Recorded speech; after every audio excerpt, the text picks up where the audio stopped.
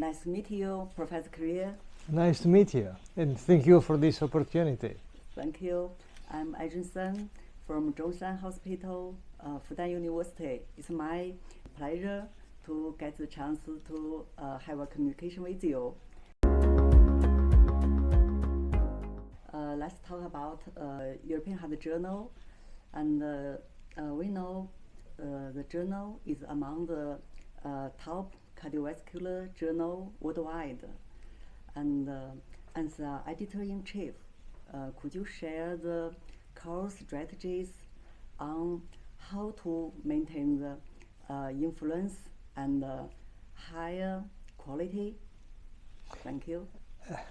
Well, the key element is to publish papers which change the way we practice medicine.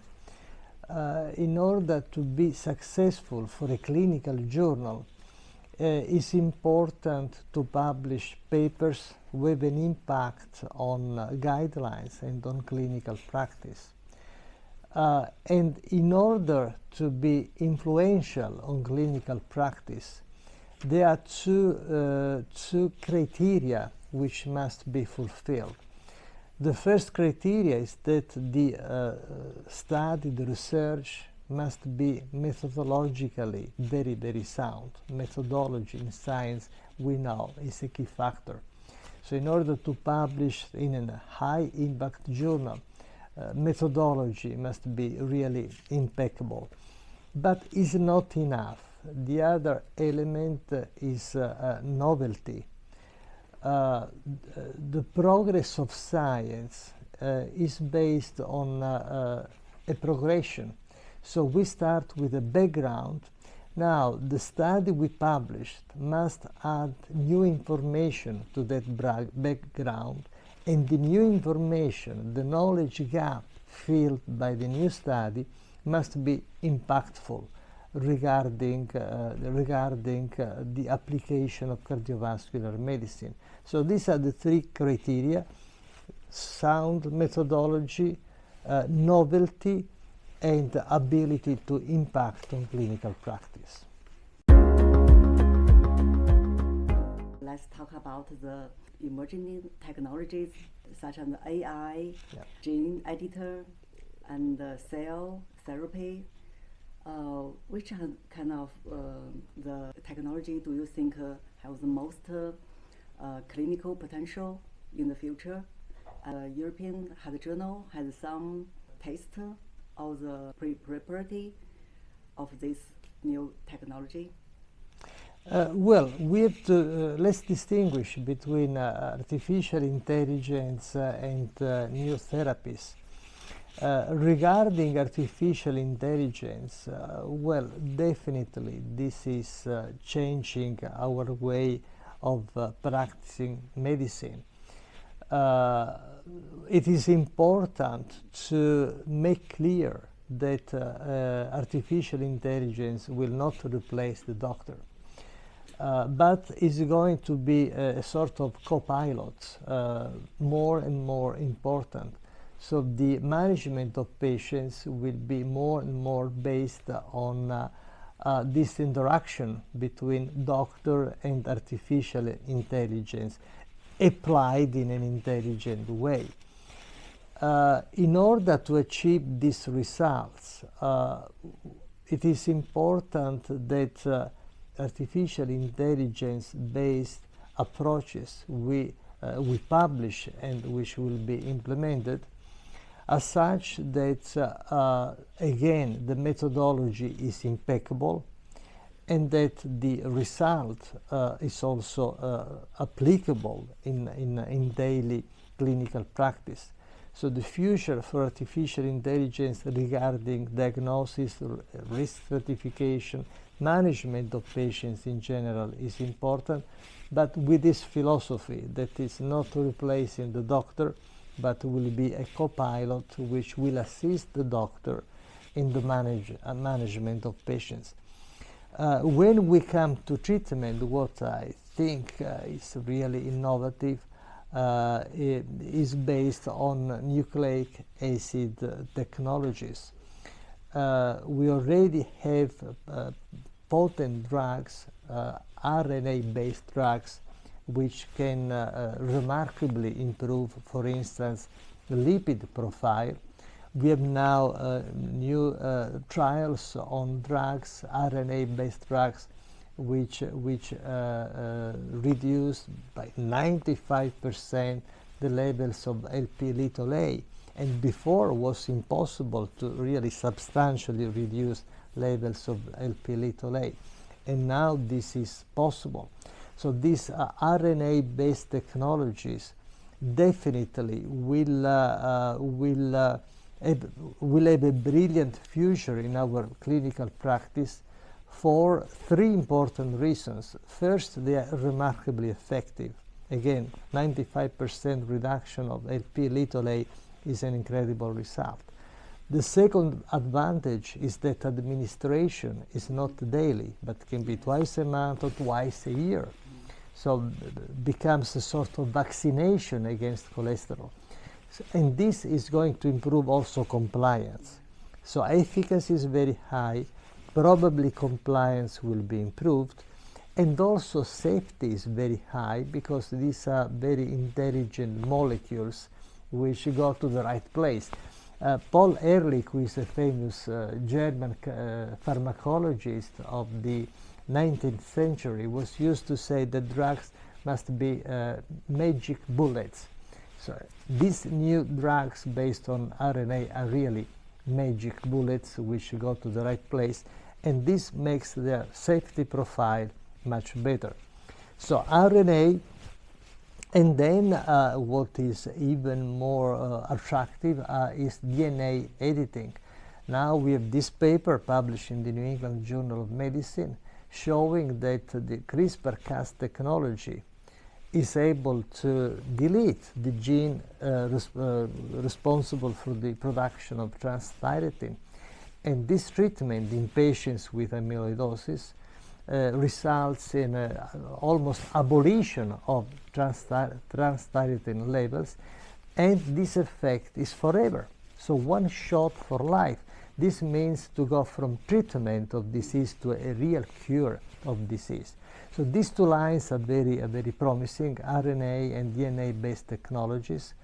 Coming to gene therapy, well, this is part of the game of gene editing in a sense. So I think that there's a future also for that, but again, more and more towards gene editing rather than, let's say, administration of genes, exogenous genes. So I think this is the future. Cell therapy is a less easy time for cell therapy. As you know, there was a lot of enthusiasm some years ago, but the enthusiasm for cell therapy is a bit fading away.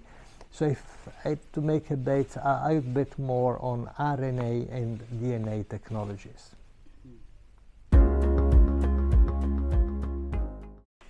Okay, next, as editor-in-chief, what key element do you value most when screening manuscript? And could you share a breakthrough research case that impressed you? Well, the basic ingredients is what I said before. Methodology must be very solid, must be waterproof. Yes. Second, must be something new. The novelty is important. And third, must impact clinical practice. Must be a study which is likely to affect next guidelines. So these are the three criteria. And then the second question was about regarding what? Will you share with breakthrough research which impressed you most? Well, there are so many interesting studies which is difficult to identify one.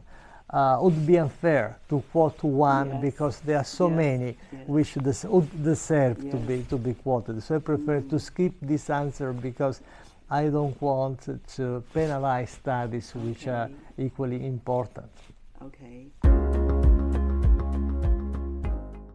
could you share with us some experience or your fear or your challenge or your gain on the process of translational from a physician scientist to an editor-in-chief?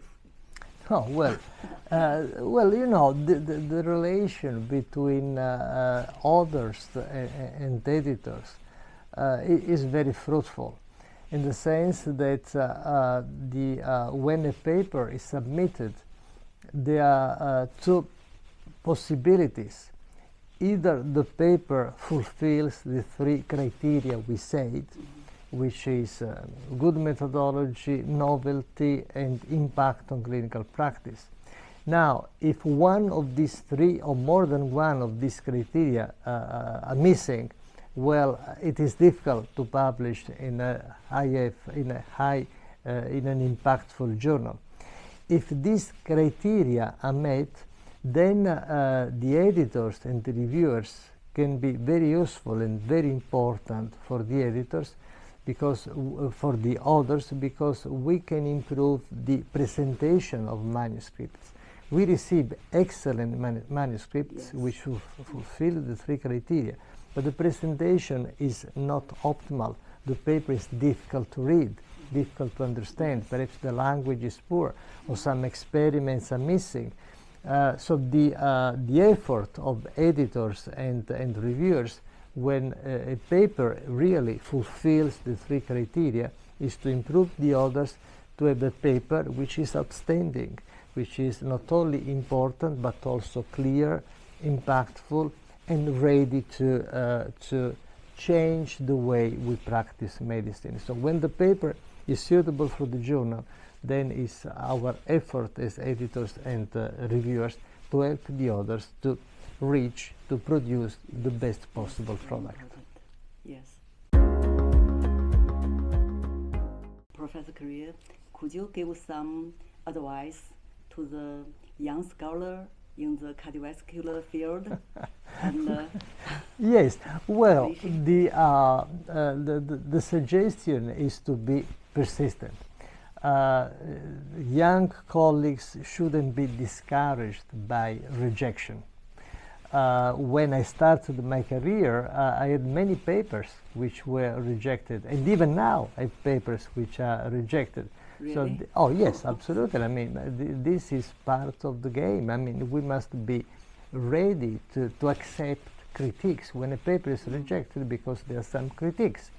So at any stage in our life, we must be ready to accept critiques, and this brings us to improve what we do. So my main suggestion to young colleagues is not to be discouraged by rejection, but if they believe in what they do, they must be persistent. Enthusiasm in life is extremely important. So the enthusiasm cannot be really deleted by one or more rejections. So the encouragement to young colleagues who believe in what they do is to be persistent. In Italy, we say that Rome was not built in one day. yes. You know, Rome was a great empire and took centuries to build up this empire. Rome was not built in one day. Now, of course, I don't expect that young authors wait for centuries to publish in the European Journal or in other important journals, but it is important to be resilient, a lot of enthusiasm which cannot be really abolished by one or more rejections, and to carry on with their enthusiasm, and this eventually will lead to acceptance and building up an important academic career. So, thank you, Professor. Thank you very much for this opportunity. With your valuable experience to us. Thank you very much. Thank you.